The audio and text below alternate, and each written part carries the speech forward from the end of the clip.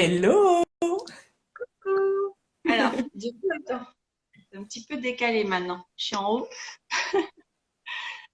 Oui, c'est Voilà. vrai. Il faut Et le réajuster. petit réglage, on réajuste du coup. Tu vois, on n'est pas bon du tout au niveau du réglage. Enfin, je suis pas bonne au niveau du réglage. Ah, ça, Je vais juste. j'avais pas pensé non plus au fait que ça allait couper autant, mais du coup, moi, c'est bien tombé. Un peu le hasard. Ah bah ouais, impeccable pour toi. Ok, c'est pas grave, on va pas recommencer, c'est bon. C'est très Et je bien. vois qu'il y a déjà des copines. Coucou, c'est trop cool. Hello. Oui, moi aussi, je vois que j'ai aussi des copines. Je vois des copines. Le Trop futur bien. promo de formation de doula. Salut. Bonjour tout le monde. Bon, alors, je vais te présenter un petit peu en fait le live. Déjà, je tiens à te remercier Claire pour vraiment voilà pour avoir accepté de participer, et de témoigner et de voilà partager tes expériences. Et Hmm. puis donc c'est un grand honneur pour moi. Merci beaucoup. Merci à Et toi. et puis en fait dans cette vidéo un petit peu pour vous présenter, on va parler un petit peu de la parentalité positive, consciente, de la grossesse que moi j'appellerais spirituelle. Hmm. Voilà, Claire qui est une jeune maman et qui va se présenter par la suite. Je te laisserai un petit peu en dire un peu plus sur toi. Va nous partager un petit peu son année de pleine conscience parce que c'est plus qu'une année, hein. Et Oui. voilà, préconception quatrième trimestre. Et puis voilà. Et puis surtout, n'hésitez pas à poser vos questions si jamais vous avez des questions. On essaiera de répondre au fur et à mesure si c'est possible. Et puis merci beaucoup à tous d'être là. Ça fait Merci. plaisir. Oui. Et voilà, je vais te laisser, on va commencer. Je vais te laisser te présenter. Alors coucou tout le monde, donc moi je m'appelle Claire, j'ai 34 ans, j'habite actuellement en Isère. Je suis en couple depuis un peu plus de 13 ans avec Nicolas, alias Chronique de Papa sur Instagram. Et je suis mère d'une petite fille qui s'appelle Eléa et qui a bientôt 8 mois. En ce qui concerne le professionnel, donc actuellement je suis en pleine reconversion. En fait, il y a déjà plusieurs mois de ça, j'ai commencé tout doucement à faire des accompagnements spirituels, dans le sens où je pratique de la cartomancie, je fais des guidances, des soins énergétiques également. Là, avec le printemps, l'été qui arrive, j'ai des projets de recevoir des transmissions, de faire des formations plus particulièrement sur le thème du féminin sacré et aussi de l'exploration des vies antérieures. Et voilà, et là, j'ai en juin l'école Quantique Doula qui commence. Donc ça, c'est pareil, c'est une très belle aventure qui va commencer et je crois que la certification est début d'année 2022. Donc voilà, beaucoup de choses qui ont cheminé depuis quelque temps, qui se sont développées, qui sont en train de bien se poser maintenant dans cette nouvelle vie et voilà, tout ça au service des personnes qui en auront le plus besoin. Voilà. Merci. Je trouve ça génial. On a notamment pas mal de petites choses en commun sur les soins énergétiques. Faut savoir qu'avec Claire, on s'est rencontrés. Oui, on s'est rencontrés, on s'est découvertes sur Instagram avec nos blogs culinaires, on va dire. C'est Et vrai, c'est puis, vrai. Bien culinaire. on s'est rencontrés à Marseille et ça fait maintenant 2 ans à peu près, hein. Ouais, la dernière fois qu'on s'est vu, c'était il y a 2 ans. Ouais, bah ouais. Ouais. Et on est resté en contact. On a entretenu une belle relation et c'est chouette. Et du coup, ça me parle beaucoup voilà, ce que tu disais sur les soins énergétiques, voilà, sur la parentalité consciente. On a partagé pas mal. Et justement, en lisant, donc, tu as créé un compte où tu partages de jolis récits. et Ah, sur l'histoire, ton histoire, l'histoire de toi et Nico, l'histoire d'Eléa. Est-ce que tu veux nous raconter un peu, je trouve que c'est quelque chose de magnifique et est-ce que tu voudrais nous raconter un petit peu la rencontre, ton histoire avec l'âme de ta fille? Est-ce que tu veux nous dire un peu plus sur la préconception, sur votre préparation, voilà, votre histoire? ok. Il y a pas mal de choses à raconter là, hein. C'est vrai qu'au niveau, bah déjà du couple, hein, parce que tout part du couple. Nous, on a vraiment eu un cheminement, je pense, assez particulier avec Nico. Euh, voilà, au niveau de la parentalité, on a vraiment tenu à prendre notre temps, à aller nous explorer intérieurement, à aller euh, à la rencontre vraiment profonde du couple. Alors, je sais pas si le terme couple sacré, ça s'adapte forcément à ce contexte-là, mais vraiment aller dans cette conscience que déjà ça part du couple, ça part de soi et ça part du couple. Et ça a été très important pour nous en fait de prendre ce temps toutes ces années, alors qu'au départ on était fixé sur l'année de nos 30 ans, ça faisait quoi déjà 8 ans, je crois qu'on était ensemble, et puis on s'était dit voilà l'année des 30 ans, c'est tu te maries, t'achètes un truc, tu fais le bébé, un peu comme tout le monde. Et puis t'as vraiment cette pression, je sais pas, de la société. Finalement, on te dit voilà. Et à un moment donné, heureusement, on a eu cette prise de conscience où on s'est dit mais non, voilà, on n'est pas prêt, on se sent pas prêt. Et pourquoi est-ce qu'il faut suivre un peu les codes et voilà, on va attendre d'avoir exploré plus de choses. Et en fait, c'est cette année-là, l'année des 30 ans, l'année du mariage, c'est en 2016, c'est là qu'on est allé à la rencontre du développement personnel, de la spiritualité, à la rencontre de nous-mêmes, individuellement et au niveau du couple. Et il y a eu tout un très très beau cheminement avec là-dedans 2 années aussi de voyage à l'étranger. On a posé un congé sabbatique, on est parti, enfin on a fait pas mal de choses.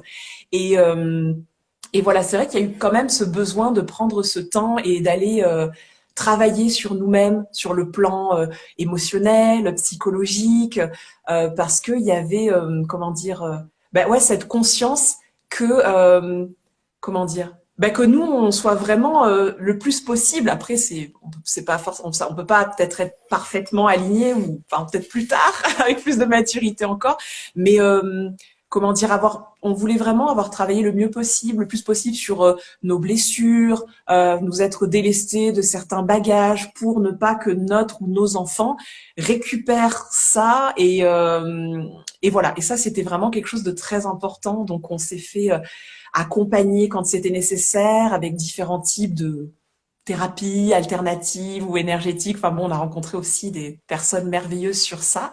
Donc voilà un peu sur le plan, on va dire spirituel, émotionnel ou psychologique, etc. Euh, Après, ça a aussi été super important pour nous l'année où on sentait qu'on allait concevoir notre enfant, de préparer notre corps physique. Donc en nous faisant accompagner par une naturopathe. Donc ça veut dire, enfin voilà, vraiment, on a eu chacun un programme complètement adapté à notre profil pour faire du nettoyage, faire de la détox, avoir une alimentation spécifique pour prendre soin de notre corps, nous réénergiser, retrouver un équilibre acido-basique, booster la fertilité, même moi, privilégier certains types d'aliments pour avoir cet acide folique de manière naturelle et pas chimique avec le médicament, donc enfin le médicament, voilà, avec la pilule. Donc donc voilà, ça a été très très intéressant. Et en fait, ça a été suite à tout ça et à la fin de notre voyage où on s'est dit, là, voilà, on a fait un cycle de 2 ans, c'était bien, et puis maintenant on a envie de revenir en France, de se poser à nouveau, de s'enraciner quelque part, parce que bon, toi aussi tu l'as expérimenté, hein, le voyage c'est chouette et en même temps t'es quand même un peu déraciné, ça fatigue, ça sollicite beaucoup de choses et en fait, c'est au moment où on a pris cette grande décision c'était ouais, c'est ça, c'était fin octobre 2019 que il y a eu ce contact avec l'âme de notre enfant. Moi, j'avais déjà eu un petit contact peut-être quelques mois avant quand on était encore en voyage en Nouvelle-Zélande et c'était plus quelque chose, comment dire, l'appel de la maternité. où je sentais quelque chose, cette présence qui nous observait, quelque chose qui voilà tournait un peu autour de nous, mais c'était encore assez flou et bon, je sais pas s'il fallait y croire ou pas et tout ça. Et en fait, là, par contre, euh, à la fin de ce voyage et de cette phase où on s'est enfin senti prêt pour se lancer dans cette belle aventure, là, il y a eu un contact réel avec l'âme de cet enfant qui est venu comme ça en plein jour communiquer avec moi, qui se trouvait juste là, dans l'espace, enfin, cet espace au-dessus de moi, et qui disait voilà, je suis votre enfant, je vous observe depuis un certain temps, bah voilà, je suis prêt, enfin, je suis prêt, je suis prête. Vous êtes prêts, on y va, ça y est. Et allez-y, vous pouvez vous lancer en toute confiance. Moi, voilà, je suis là, je crois en vous et voilà, vous êtes les parfaits parents pour moi, je serai le parfait enfant pour vous. Et moi, j'ai ressenti beaucoup de choses dans les énergies, sur le plan émotionnel. J'ai été vraiment en connexion avec cette sphère dans l'invisible et Ouais. là, c'était vraiment là, même si c'était juste hallucinant et que tu te dis mais c'est complètement fou, c'est n'importe quoi. Et pourtant, bah, c'était tellement fort et tellement là que je ne pouvais Mm. pas ne pas y croire. Et Nico aussi a ressenti ça, ressenti cette présence de façon moins forte que Mm. moi. Voilà. Après, peut-être que parce que comme moi je suis la mère, et que j'allais porter ce corps dans le mien, c'était peut-être différent, je sais pas trop. Mais du coup, voilà un peu le cheminement jusqu'à la conception, juste après. Oui, ouais. Ouais, c'était fort. Et, est-ce que justement, ça a été juste une fois où tu as senti cet appel justement de l'âme d'Eléa, ou il y a eu plusieurs fois, il y a eu plusieurs messages, Et est-ce que Euh, c'était la première fois pour toi que tu avais contact avec, on va dire, l'invisible, si on peut dire comme ça un contact comme ça, franchement, oui. C'était vraiment la première fois. Et en fait, avant la conception, il y a eu que ces deux contacts-là, à peu près un an avant la D'accord. conception et 15 jours avant la conception. Ensuite, les autres échanges que j'ai eus avec mon enfant, c'était quand elle était in utero pendant la grossesse. Où là, il y avait, enfin régulièrement, elle venait me voir en rêve. Bah, elle m'a indiqué le prénom qu'elle souhaitait porter. J'ai demandé un paquet de fois confirmation parce que je me disais non, mais c'est complètement fou. Mais en même temps, ce prénom-là, on n'y aurait pas pensé, c'est très joli, mais ça faisait pas partie de nos préférés. Puis je me disais, mais non, n'importe quoi. Puis à force que ça revienne de différentes manières, à force d'être là ou de le voir écrit ici ou là, etc. Enfin bon, ça a duré tout au long de la grossesse, tous ces contacts en rêve où elle m'est apparue de différentes façons, soit euh, physiquement sous la forme d'un bébé ou d'une petite fille ou d'une jeune femme ou d'une femme plus âgée, où à chaque fois c'était je suis ta fille, je m'appelle Eléa ou je veux m'appeler Eléa. Et voilà. Et puis bah, ça a duré comme ça jusqu'à, je pense, une quinzaine de jours avant l'accouchement où j'étais encore dans mon scepticisme à me dire non, mais c'est pas possible. C'est fait beaucoup, ouais, avec les Voilà. contacts. Et voilà. Et finalement, elle s'est dit, alors ça paraît un peu fou cette histoire, mais je la raconte quand même. Elle est allée voir l'un de nos meilleurs amis, qui est très spirituel et connecté à beaucoup de choses. Et elle est allée le voir en rêve en lui disant, voilà, je suis la fille de Claire et Nicolas. Il faut que tu leur dises que je suis une fille, que je veux m'appeler Eléa. Et donc il s'est réveillé, il nous a appelés, et il savait pas qu'on attendait une petite fille, il ne connaissait pas son prénom. Enfin voilà, et puis il nous a dit, écoutez, j'ai un message à vous transmettre. Donc bon bah là je me suis dit il est temps d'y croire.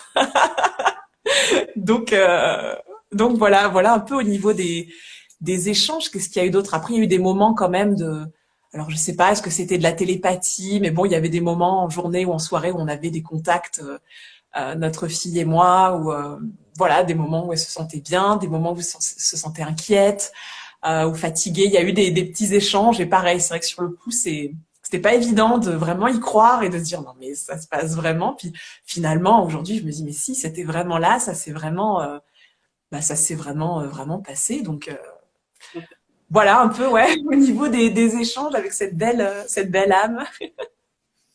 Après, c'est vrai que c'est important en fait d'avoir un échange, je pense, comme ça avec le bébé en fait in utero quand on est enceinte, Bah, en fait, moi, je pense que la vie, quand on est jeune parent à trois ou à plusieurs, quand on est déjà une famille nombreuse, elle commence déjà quand on a le bébé en soi, en fait.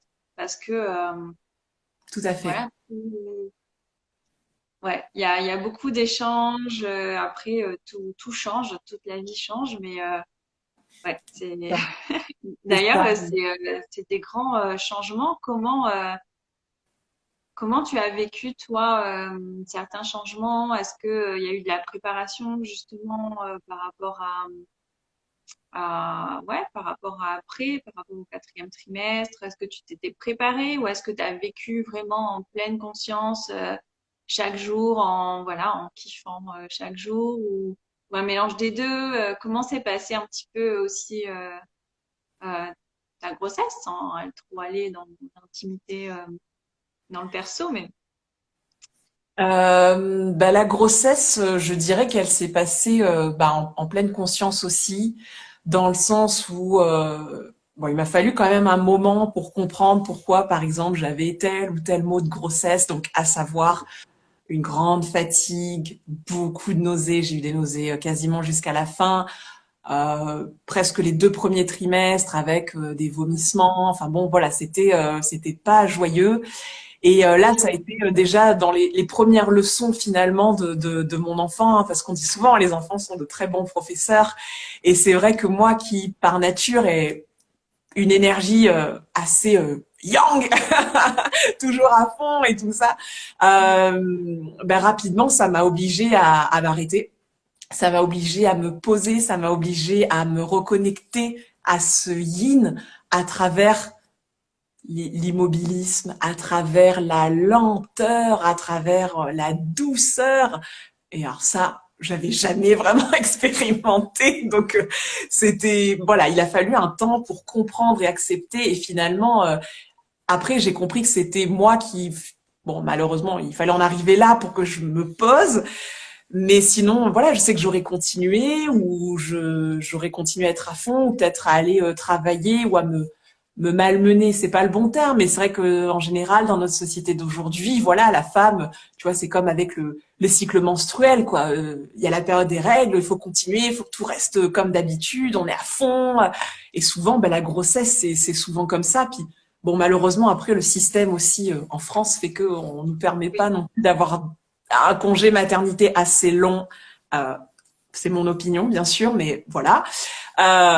Et du coup, bah moi, ça m'a obligée pour pouvoir me connecter pleinement à ce qui se passe dans ma vie, à ce qui se passe dans mon corps, et à vraiment me connecter à cet instant parce que c'est juste un instant incroyable dans la vie d'une femme, l'une des choses les plus importantes et incroyables et magiques qui puissent se passer dans la vie d'une femme.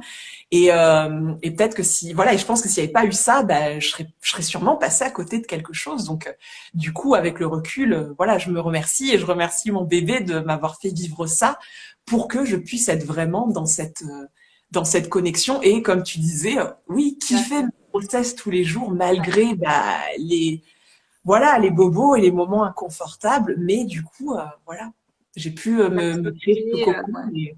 et accepter et m'autoriser au-delà du jugement extérieur, m'autoriser cette parenthèse dans ma vie pour prendre soin de moi et prendre soin de mon corps, prendre soin de mon enfant. Et puis, en parallèle, Nico aussi a été en soutien pour pouvoir permettre que, voilà, mon job soit le seul et unique job, celui de faire grandir la vie en moi. Donc, c'était, voilà, Qui est c'était pas déjà très grand et incroyable. Ouais, c'est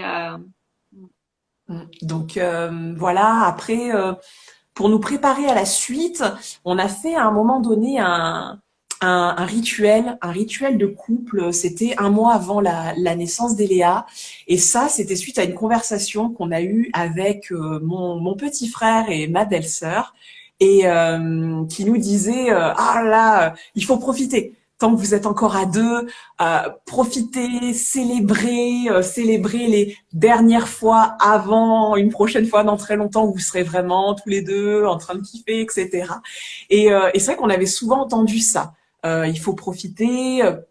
voilà, il faut profiter quand l'enfant est là et avant que l'enfant soit là, il y a des choses, il faut profiter.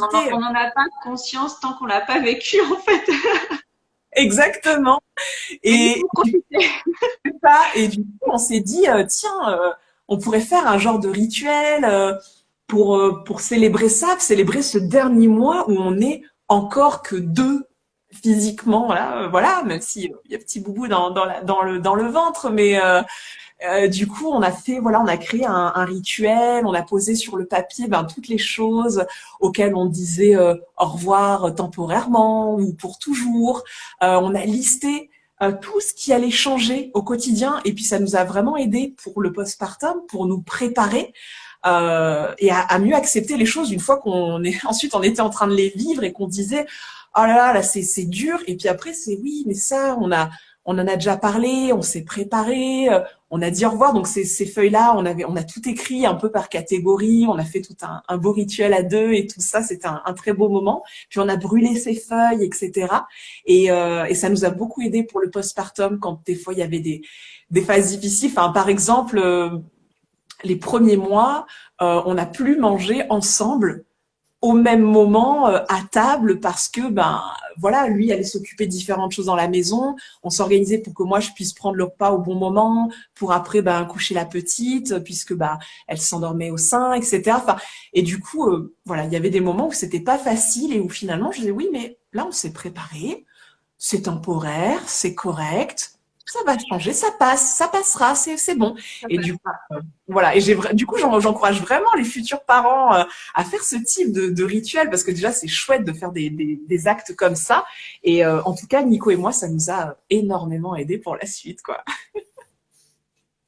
Est-ce qu'il y a d'autres choses auxquelles tu penses justement, des petites choses comme ça qui t'ont permis ou qui vous ont permis en fait de mieux vivre la grossesse et le quatrième trimestre? Hum, J'essaie de réfléchir. Là, comme ça, je dirais que ce soit la grossesse ou la suite, le mot qui me vient, c'est vraiment l'acceptation, en fait. L'acceptation des choses qui évoluent, l'acceptation des choses qui changent. Il y a des deuils à De faire. l'un sur l'autre. Il y a pas mal de choses qui changent, mais quand après, ouais, on est en fait dans cette acceptation, je trouve que c'est beaucoup plus facile. Moi, après, voilà, ça m'a demandé un sacré cheminement parce que, après, par nature, et puis je pense qu'on est beaucoup à être comme ça, voilà, accepter les choses, ne pas être dans cette lutte, dans cette résistance, et c'est pas évident de se déprogrammer de ça. Donc moi, ça m'a demandé beaucoup de temps. Euh, mais ouais, nous, ça a été ça au niveau des clés, l'acceptation, euh, la communication.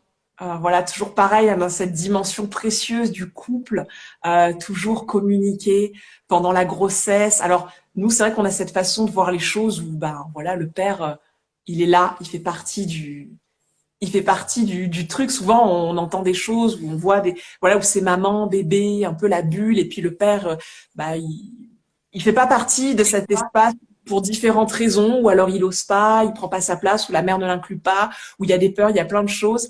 Et ça, par Ouais, exemple, il y a les croyances aussi, il y a les cultures qui font que oui, des fois le père est mis à part et ouais, voilà, un il peu à se l'écart. met par lui-même à part, il n'ose pas. Exactement, exactement. Et ça aussi, on s'y est préparé avant, dans le sens où pour nous, il était logique que le père est là, il fait partie de l'équation, il a sa place, et de toute façon, sa place, il faut qu'il la prenne. Et la maman, il faut qu'elle le laisse cet espace au papa aussi.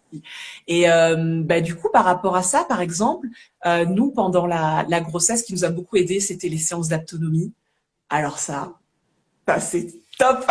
C'est vraiment super parce que rapidement, c'est quoi, milieu, fin du deuxième trimestre, Nico était déjà en communication avec notre fille, que ne serait-ce qu'à travers la voix, elle réagissait, je la sentais tourner son attention vers son papa dès qu'elle entendait un endroit de la pièce, dès qu'il posait la main, hop, elle venait Et ça, se... c'est fou, hein, c'est incroyable, hein. Il Oui, change oui, ouais, il change de place, enfin, il se dirige un petit peu plus oui. vers le papa ou vers, ouais.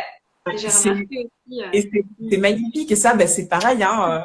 Bon, c'est mon frère et ma belle-sœur qui nous ont fait découvrir ça et du coup, on s'est dit mais waouh, c'est génial. Et puis après, on avait commencé avec une personne et puis finalement le feeling était pas là à 100%. Et puis bah, on a osé arrêter les séances avec elle et on a cherché quelqu'un qui vraiment nous corresponde mieux et on l'a vraiment pas regretté parce que du coup, voilà, ça a plus collé entre nous. Et du coup, bah, ensuite à la maison, en effet, c'était chouette parce qu'on faisait des jeux avec elle, les câlins. On a développé beaucoup de choses autour de cette, comment dire, cette communication. Nico il s'est amusé, il lui a composé une chanson. Il y avait des rituels le matin avant qu'il parte travailler, le soir. On avait toujours, voilà, on a commencé à créer beaucoup de petits rituels bien avant qu'elle soit là. Et je pense que ça a aussi renforcé beaucoup de choses. Beaucoup de choses. Donc ça, c'était chouette. Et il me semble que donc vous avez choisi donc l'accouchement à domicile. Euh, c'est des choses qui, moi personnellement, alors je n'ai pas accouché à domicile, mais pour diverses raisons et parce que je n'étais pas assez informée et je m'étais pas non plus aussi assez informée. Mhm. Et donc, mais c'est quelque chose qui m'appelle beaucoup et j'admire les femmes qui accouchent à la maison. Euh, D'ailleurs, j'aurais pu le faire au deuxième, mais c'est vrai que j'avais certaines peurs. Et, Ok. euh, et donc, est-ce que tu veux nous partager justement un peu plus sur peut-être sur cet accouchement à domicile, sur peut-être tes raisons? Est-ce que tu as eu des peurs toi aussi? Oui. Ah, oui, bien sûr. Bah, en fait, dans mon histoire personnelle, c'est vrai que j'ai toujours entendu, par chance, les femmes de ma famille dire à quel point, par exemple, c'était génial et magique et pas si, comment dire, difficile que ça d'accoucher sans péridurale. Donc, bon, ma mère, mes tantes, voilà, ont tout accouché en maternité. Mais c'est vrai que depuis toujours, par exemple, pour moi, la péridurale, ça faisait pas partie du plan. Parce que, ben, je me disais, ben voilà, si ma mère a pu le faire, et puis même Nico dans sa famille, hein, sa propre mère aussi, c'était, voilà, accouchement en maternité, ben, sans péridurale. Donc, du coup, moi, déjà, voilà, j'avais un peu cette façon-là de voir les choses. Et puis, en m'informant, je m'étais dit, oh, attends, la péridurale, et tous les inconvénients ou enfin les effets secondaires, enfin les trucs, voilà, j'étais inconfortable avec ça. Et très longtemps avant de devenir mère, je me suis intéressée à l'accouchement physiologique, l'accouchement naturel. J'ai découvert voilà des ouvrages, des personnes, dont le blog de Karine. À l'époque, c'était Karine la sage-femme, alias voilà Quantique Mama aujourd'hui. Et puis du coup, voilà, c'est vraiment une porte qui s'est ouverte devant moi, que je Il y suis avait allée. une évidence aussi. C'est ça. Et du coup, c'était bon, bah ok, même aujourd'hui c'est possible. Non, je vais pas mourir si j'accouche sans péridurale. Voilà, au départ c'était quand même un projet maternité parce que bon, on avançait, puis on souhaitait pas à ce moment-là devenir parent. Et puis petit à petit, en avançant là-dedans, bah, surtout au moment où on a commencé à être en préconception, puis en conception. Donc j'ai appris que des maisons de naissance existaient en France. Et quand on a repris nos emplois après ce congé sabbatique, on a été affecté automatiquement à Grenoble. Et boum, il y avait une maison de naissance à Grenoble. Donc je me suis dit, c'est parfait, voilà, on a emménagé, c'était juste après avoir appris notre grossesse. Et voilà, finalement, bon, j'appelle la maison de naissance qui me dit que bah, c'est déjà plein pour cette date approximative d'accouchement, que je suis sur liste d'attente, etc. Et alors, en fait, bah, je sais pas comment, pourquoi ça m'a pris comme ça, et c'était non, mais si j'accouche en maison de naissance, je peux aussi accoucher à la maison, en fait, quoi. Finalement, pour moi, c'était pareil. Parce que, bon, après, voilà. Par contre, à l'époque, j'étais pas prête à accoucher, comment ça s'appelle, à Anna, accouchement non assisté, j'étais pas prête à le faire toute seule, juste avec mon mari. Donc, je me suis dit, je vais avoir une sage-femme, je vais avoir une doula, parce que elle aussi, ça fait longtemps que je voulais aussi avoir une doula auprès de moi pour cet accouchement. Donc, ben, voilà, je me suis dit, tiens, on va le faire à la maison. Et j'en ai parlé à Nico qui m'a dit, ben écoute, ouais, c'est une super idée. On a échangé ensemble sur nos peurs et on s'est dit, bah écoute, on a 9 mois pour travailler sur ça, pour se faire accompagner si besoin, et il n'y a pas de raison que ça fonctionne pas. Et puis si entre-temps, bah on le sent pas que quelque chose change, et ben il y a la maternité et c'est correct. Enfin, il y a plein d'options qui sont possibles et euh, et voilà. Enfin voilà comment on s'est embarqué là-dedans finalement pour cette Et, première naissance. pour ceux qui savent peut-être pas trop ou qui savent un peu moins ce qu'est une doula, en fait, est-ce que vu que tu vas faire la formation et que tu vas devenir bientôt une doula aussi, est-ce que tu veux nous en dire plus pour au sujet de la doula, la différence avec la sage-femme, est-ce que voilà, qu'est-ce que tu en penses? Alors bon, j'ai pas regardé précisément la définition d'une doula, donc je vais te donner ma définition à Oui, moi. oui, vas-y. Donc c'est vrai qu'une sage-femme, bah, c'est la partie principalement médicale, parce que bon, quand même, c'est 4 ans d'études et c'est pas rien, c'est tout à fait honorable. Et pour moi, la doula, j'ai toujours vu ça comme l'accompagnante, un peu comme l'accompagnante personnelle, comme une sorte d'assistante un peu magique qui a plein de qui a plein comment dire d'options sur son super couteau suisse et qui se met vraiment au service de la mère, au service de la famille et qui vient en soutien sur tous les plans et qui peut prendre en tout cas, bon, moi, c'est ce qui s'était passé pour moi et c'était ce dont j'avais besoin avec la doula avec qui, voilà, on a préparé ça. Bah, c'était à la fois une amie, une sœur, une mère.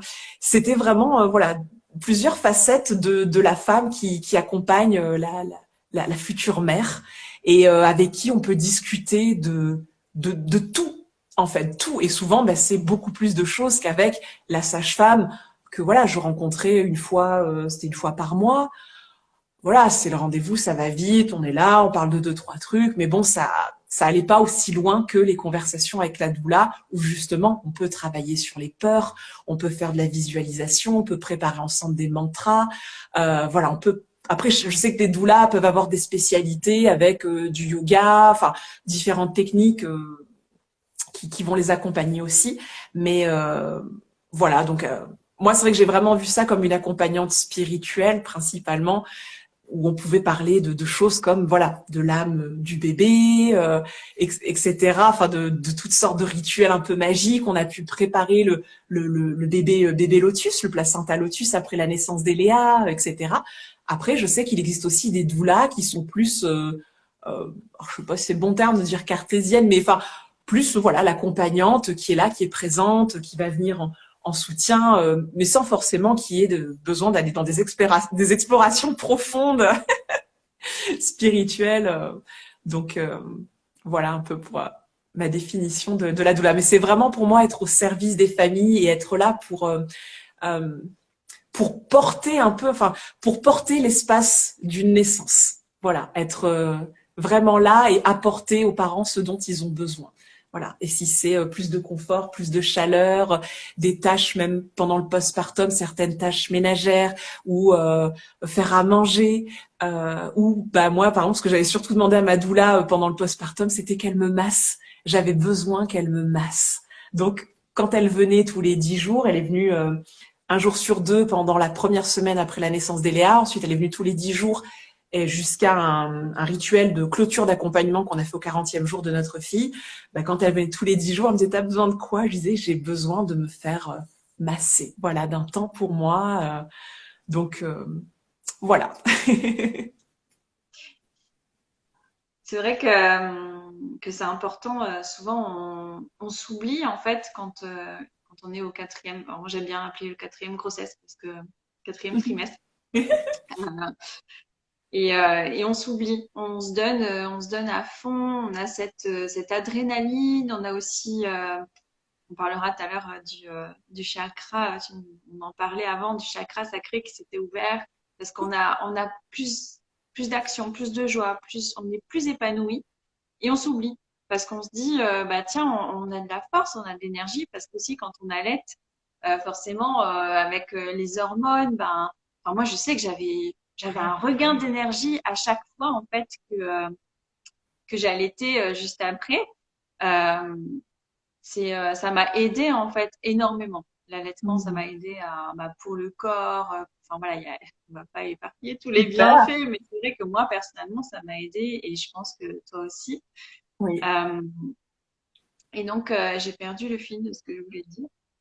Ouais. Et donc on Pas de s'oublie souci. et souvent on Oui. s'oublie. Voilà. Mm. Et donc moi j'entendais beaucoup, oui, mais quand le bébé il dort, tu dois dormir. Et puis mais j'avais de l'énergie. Ou alors, enfin, je n'arrivais pas parce que mentalement aussi, on a envie de faire autre chose, on a du mal à se poser.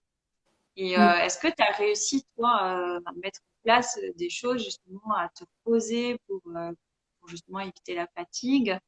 Euh, Parce qu'on traverse aussi des grandes périodes de fatigue aussi.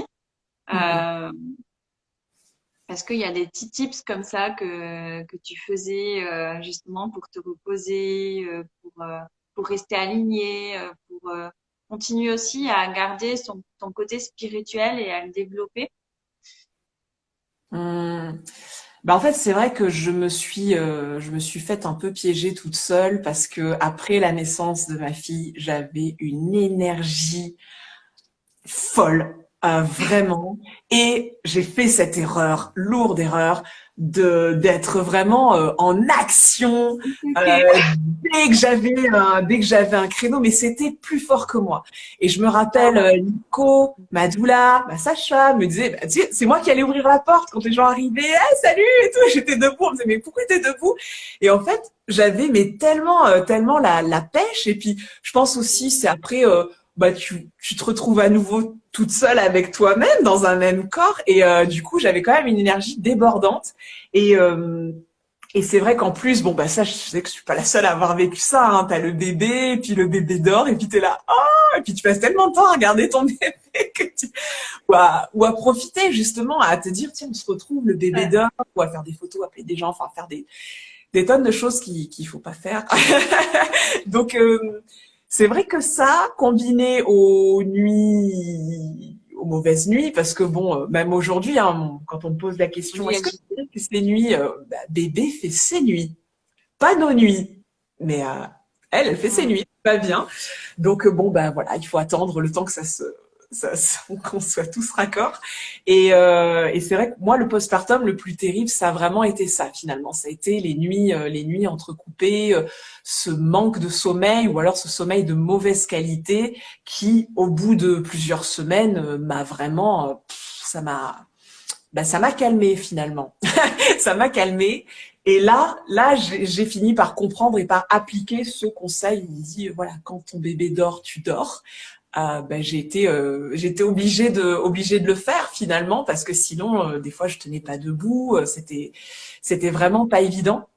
Donc ça, j'ai fini par écouter ça, à changer ma façon de m'organiser, de voir les choses parce que bah voilà, même si on se prépare au postpartum, bah il faut y être, il faut le vivre pour comprendre certaines choses. Nous, notre doula nous avait entre guillemets mis en garde. Elle a essayé de nous préparer en nous disant voilà ceci, cela, l'organisation, le village. Bon, sauf que bah, nous, là où on vit, on est à 3 4 heures de route de tous nos proches. On n'a pas encore vraiment comment dire, de relations suffisamment proches pour pouvoir dire que c'est un village. Ou alors, bah, il aurait fallu payer des prestataires et c'est quelque chose que bah, qu'on a choisi de ne pas faire non plus. Et et du coup, voilà, moi j'étais là pleine d'énergie et je me dis bah voilà, je peux refaire la vaisselle, je peux refaire ci, je peux refaire ça. Et voilà, il y a eu des erreurs sur ça. Donc du coup après, ben voilà, au bout de quelques semaines, je me suis retrouvée à me caler beaucoup plus sur le rythme de mon bébé et à m'organiser différemment. Ben, quand elle est éveillée, ben, au début j'ai eu une phase où, surtout quand Nico, bon, on a eu la chance qu'il ait pris les 30 premiers jours après la naissance de congé. Mais une fois qu'il a repris le boulot, moi j'étais à nouveau en mode voilà, il faut assurer, il faut que la maison ci, il faut que ça, sauf que c'était pas du tout ça fonctionnait pas et ça m'a pris des semaines si c'est pas des mois pour réussir à lâcher prise sur ça. Bon bah À voilà. l'intégrer aussi. Parce que c'est Voilà. pas facile. Souvent, on nous dit, bah oui, le ménage t'oublie, le reste t'oublie. Enfin, ton travail, des choses comme ça. Et c'est vrai que ben des fois on n'a pas forcément envie. et on n'arrive pas à l'intégrer. On n'a pas conscience que ouais, le repos, c'est quelque chose de ultra important. Après, on fait tous, moi je pense qu'on fait tous de notre mieux à l'instant T et qu'après, voilà, avec le recul, on se dit oui, bah tiens, on peut plus faire ça, ça, ça, mais c'est juste aussi, c'est juste aussi.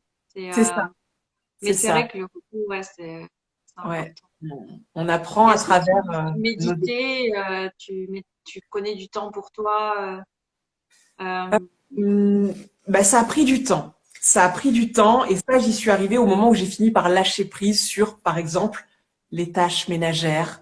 Voilà, on a tout réorganisé justement avec Nico et j'ai appris parce que c'était pas ma façon de fonctionner. J'ai appris à aller à l'essentiel. Moi qui avant étais perfectionniste sur des choses ou voilà des trucs sur lesquels tu sais tu lâches pas et c'est comme ça et tout. Bah là, j'ai appris, j'ai dû me reprogrammer, j'ai dû désapprendre et réapprendre et m'adapter à cette nouvelle situation, accepter. Et là, quand j'ai réussi à nouveau à me dégager du temps un peu plus, enfin un peu plus de temps finalement pour moi, on s'est organisé avec Nico pour que j'ai des petits créneaux pour moi, pour m'occuper de moi, ne serait-ce que par exemple un bain hebdomadaire, mais un bon bain avec tout ce qu'il faut, vraiment le bain méditatif, on coupe tout et on s'organise et papa gère et moi je lâche complètement prise sur ça, voilà, en toute confiance.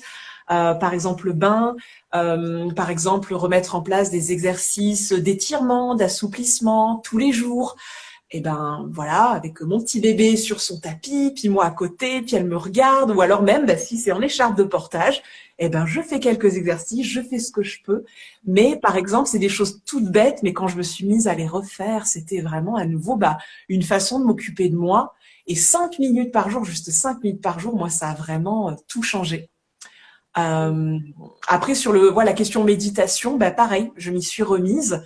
Je pratiquais pas beaucoup non plus avant la grossesse, mais finalement j'ai ressenti ce besoin pour pouvoir voilà pareil créer cet espace de silence pour pouvoir vraiment me reconnecter avec toutes ces parts de moi-même et même si c'est une fois ou deux par semaine, ben voilà, ou si c'est pendant que mon bébé est couché ou même pendant une sieste, j'ai réussi à trouver ce temps et ben, je m'y suis obligée. Nico aussi m'y a fortement poussé.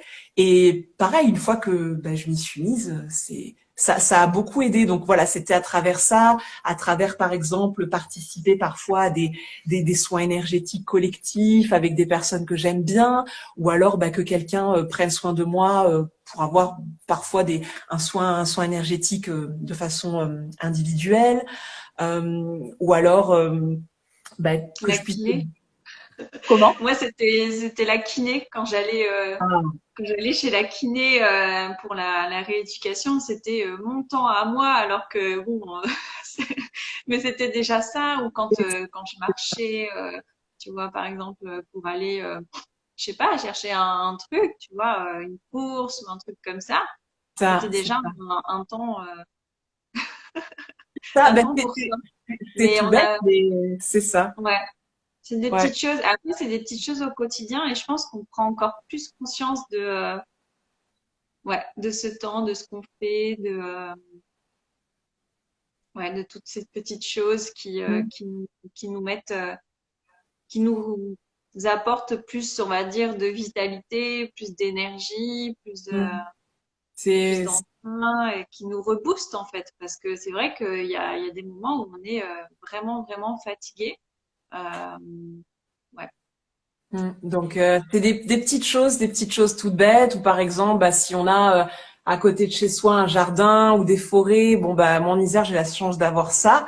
Ben à un moment donné, alors c'était pas forcément toute seule, c'était des sorties tous les trois avec la choupinette en écharpe avec son papa et aller au moins une fois par semaine se reconnecter avec la nature, les énergies de la nature, ou alors ben voilà m'organiser avec Nico pour que de temps en temps, ben voilà, ils prennent ce relais et que je puisse avoir un espace pour avoir une amie avec qui je vais avoir une belle conversation un peu spirituelle. Mais voilà, trouver des choses, même 5-10 minutes par jour, des choses qui nous nourrissent, mais qui nous nourrissent vraiment en fait, et qui permettent d'entretenir cet alignement, de garder cette belle fréquence vibratoire et s'occuper de soi parce que c'est pareil, avant de le vivre, je le comprenais pas, mais souvent je lisais, oui, voilà, bah, pour que tout le monde soit bien, il faut que la maman soit bien, quoi. Si la maman est pas bien, bah, bébé est pas bien, et oh, je l'ai expérimenté, et le reste de la famille n'est pas bien parce que le papa, il faut qu'il s'occupe de la maman, du bébé, de la maison, etc.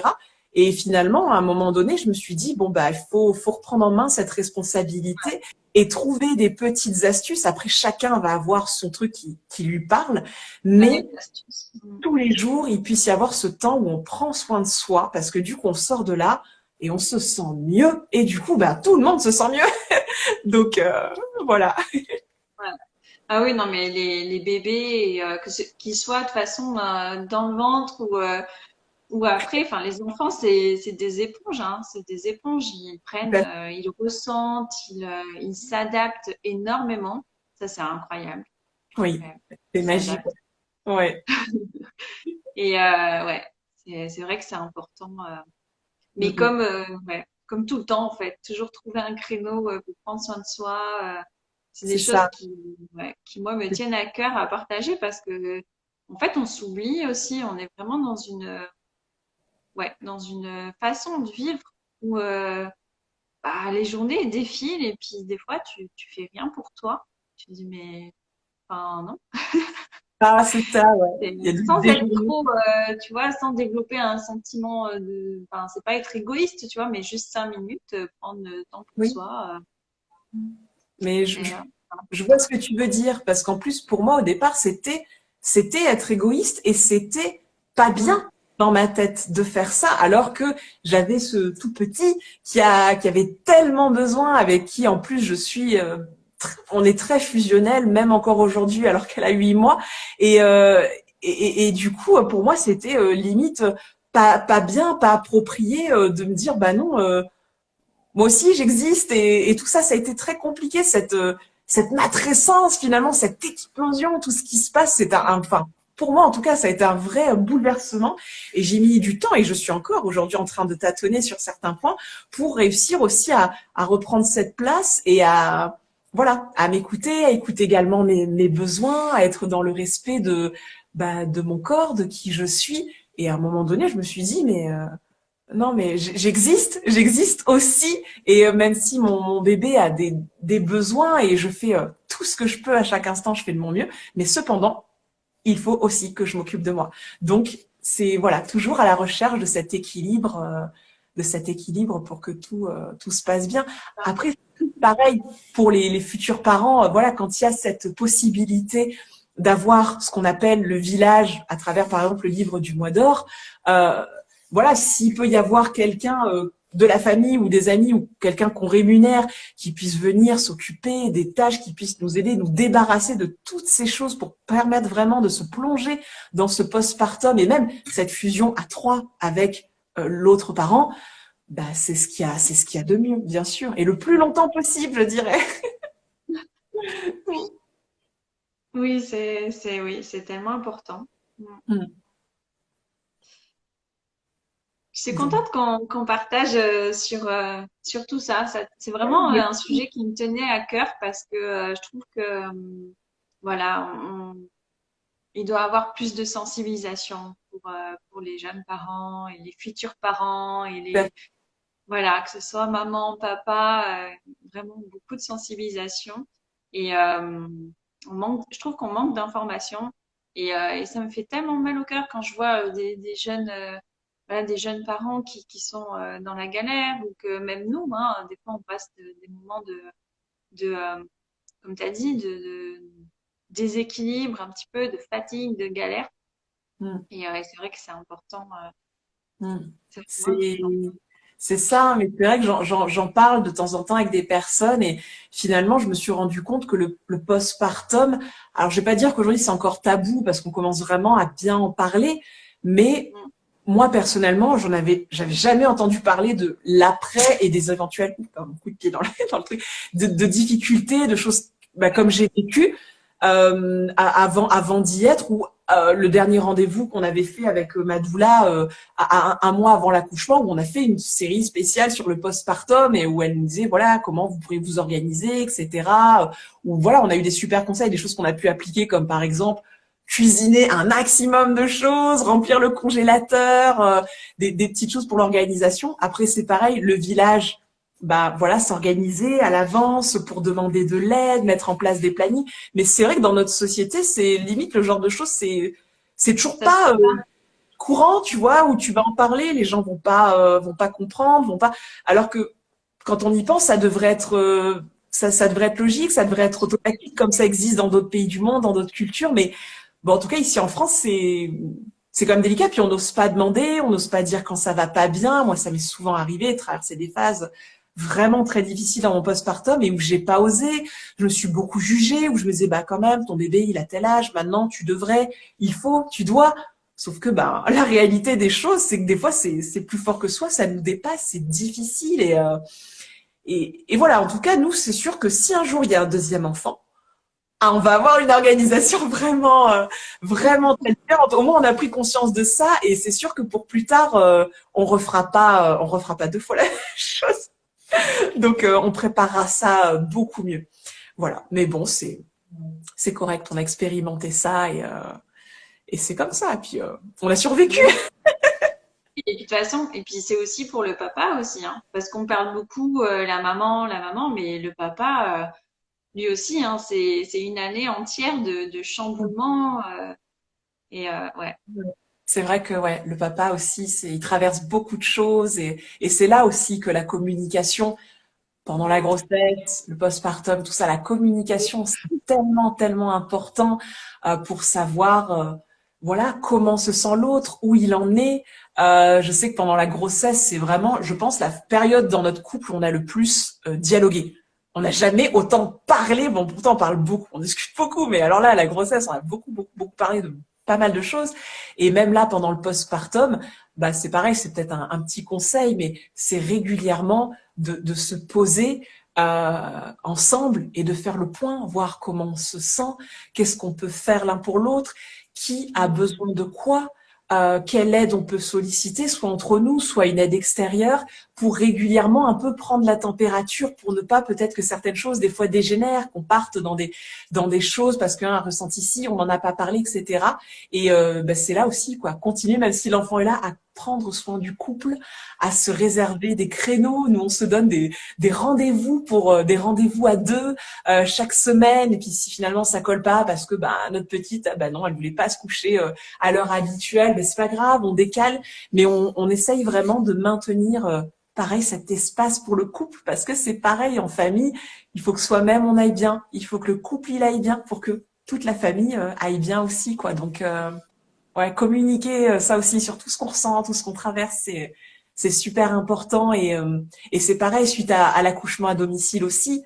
Euh, Moi, je n'avais pas vraiment pris conscience, mais Nico, on a fait tout un gros travail ensemble après l'accouchement de débriefing parce que bah, ça a été quand même une sorte de traumatisme pour lui. Et souvent, on est tellement focus sur la maman, le bébé, et comme tu dis, le papa, des fois, on l'oublie.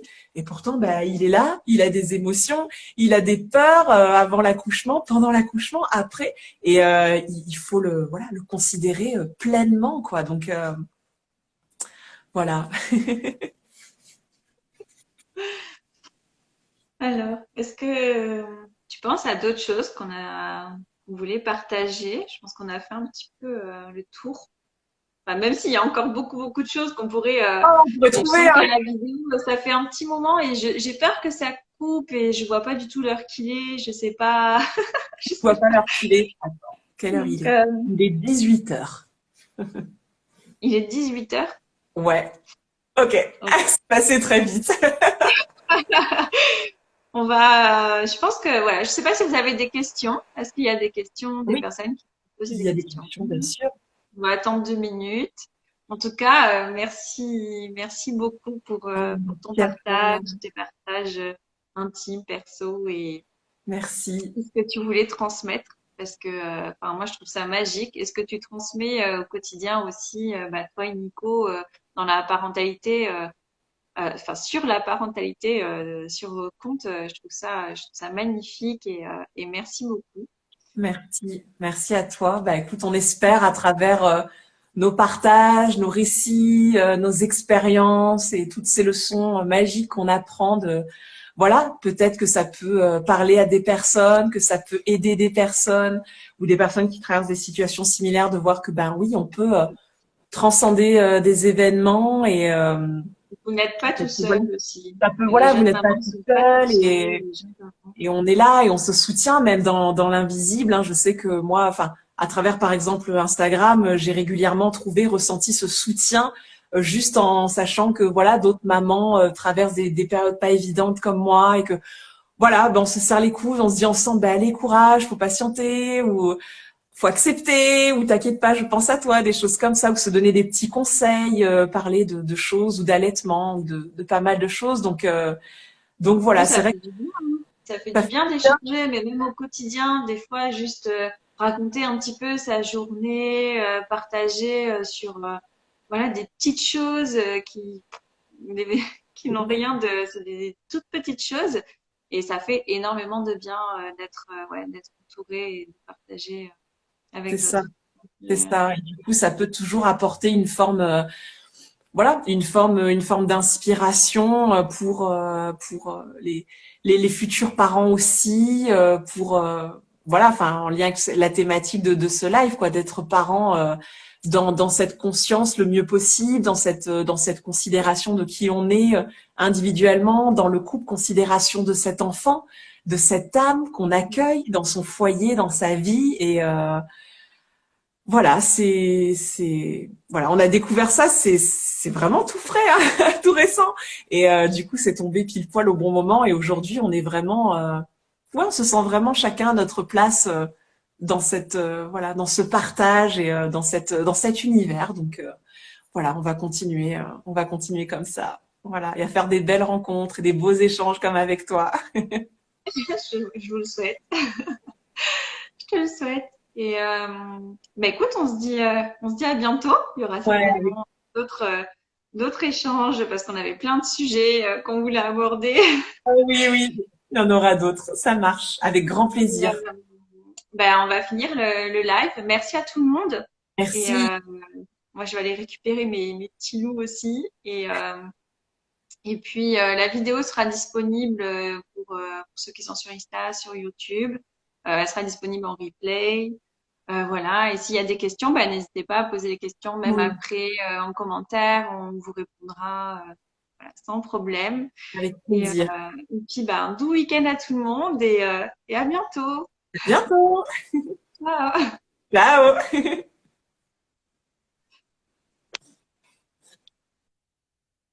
Alors.